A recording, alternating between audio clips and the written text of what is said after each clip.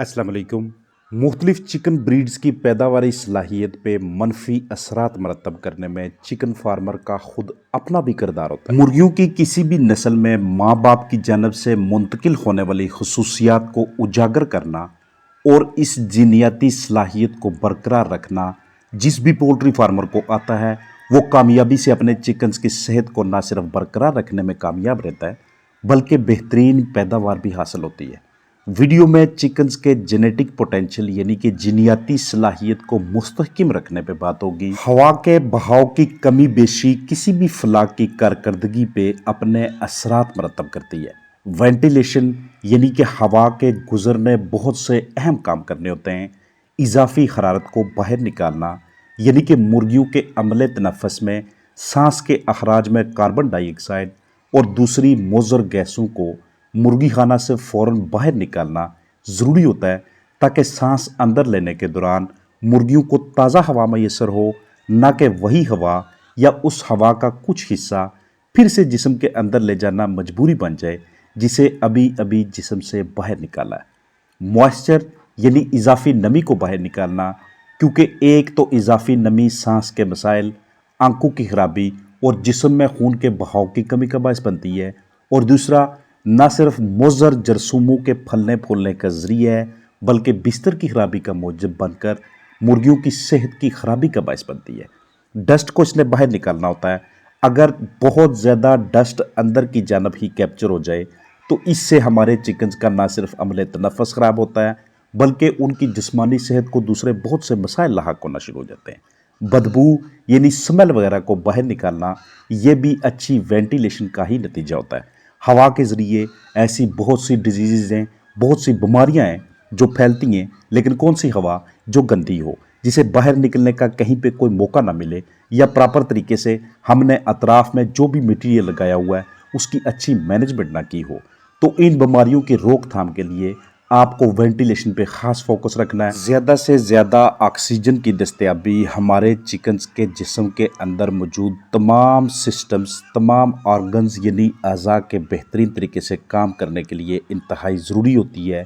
और वो भी उन्हें तब दस्तयाब होती है जिस वक्त आप उनके अतराफ़ में लगे हुए पर्दों को या जो भी आपने चीज़ बाहर लगाई हुई है उसको ठीक तरीके से मैनेज करते हैं। मुर्गियों को तनाव से बाहर निकालने के लिए भी अच्छी वेंटिलेशन का बहुत ज़्यादा किरदार होता है। एक जो बहुत बड़ा इससे बेनिफिट हासिल होता है वो ये कि आपका जो आने वाला फ्लाक होता है, मिसाल है कि ये आपके पास मुर्गियाँ थी ने अपने महीने, 1.5 महीने, 2 महीने बाद निकाल देना है।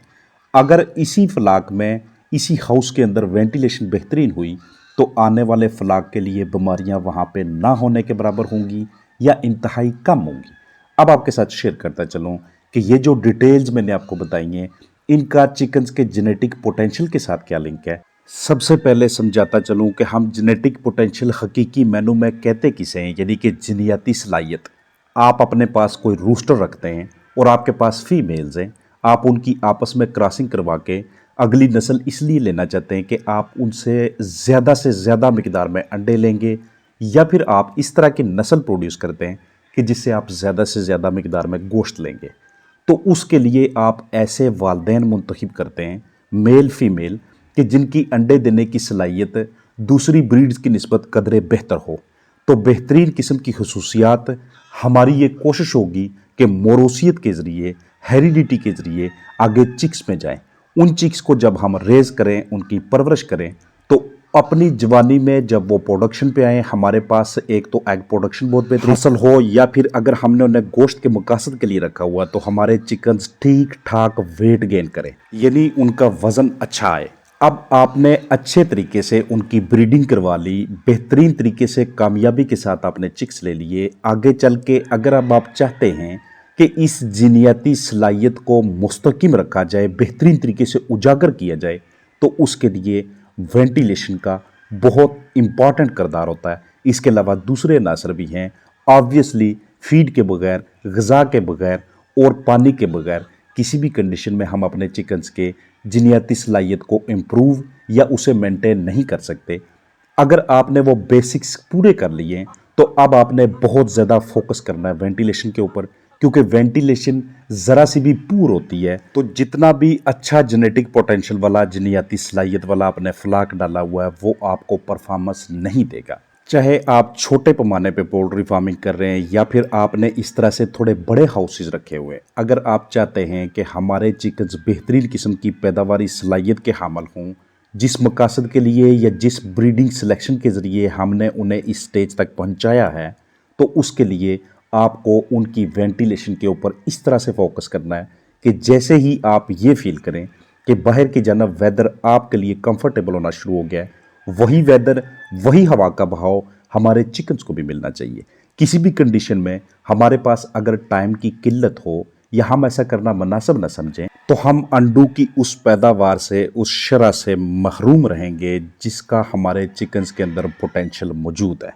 ये बिल्कुल ऐसी एग्जांपल है कि बंदा कहे कि आप बहुत ज़्यादा लायक हैं लेकिन आप अपने आप को प्रॉपर तरीके से इस्तेमाल नहीं कर रहे, आप अपना ब्रेन उस तरीके से यूज़ नहीं कर रहे। इसलिए आपके पास जो चिकन ब्रीड्स होती हैं अगर वो बेहतरीन तरीके से प्योरिटी के साथ आगे चल रही हैं तो उनमें ये पोटेंशियल, ये सलाहियत मौजूद होती है कि वो आपके लिए ज़्यादा से ज़्यादा गोश्त या ज़्यादा से ज़्यादा अंडे प्रोड्यूस कर सकें। सिर्फ हमें उस पोटेंशियल को, उस सलाहियत को उजागर करना और उसे मुस्तकिम रखना आना चाहिए, बिल्कुल ऐसे जैसे इस फ्लाक के ऊपर है। यहाँ पे मौजूद सारी की सारी फीमेल्स की हेल्थ को देख के, इनकी यूनिफॉर्मिटी को देख के, इनके बिहेवियर और इनकी प्रोडक्शन को देखते हुए हम ये अंदाज़ा लगा सकते हैं, हम ये सबक ले सकते हैं कि किस तरीके से हम अपने चिकन्स के जेनेटिक पोटेंशियल को इम्प्रूव करवा सकते हैं अपनी मैनेजमेंट के ज़रिए, पर्दों को मैनेज करके और अपने चिकन्स की हेल्थ, वेंटिलेशन के असरात की बेहतरीन तरीके से समझ रख के।